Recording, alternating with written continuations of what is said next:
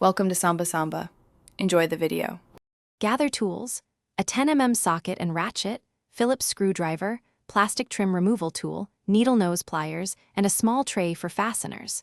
Use gloves and eye protection and park on level ground with the ignition off.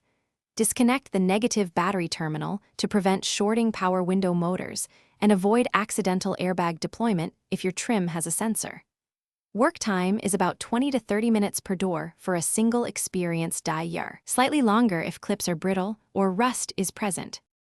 Start by lowering the window and removing the door pull cup screws, then remove 2 Phillips screws and pry off the door panel with a plastic trim tool to avoid breaking clips.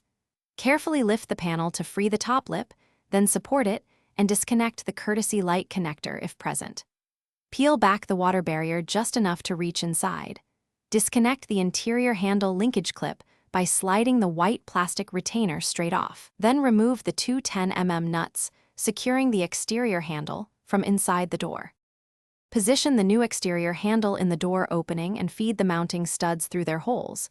Install the 2 10 mm nuts and tighten to hand snug with a 10 mm socket. Do not over-torque to avoid stripping threads or cracking plastic. Reattach the interior handle linkage and verify the white retainer snaps fully into place and moves smoothly.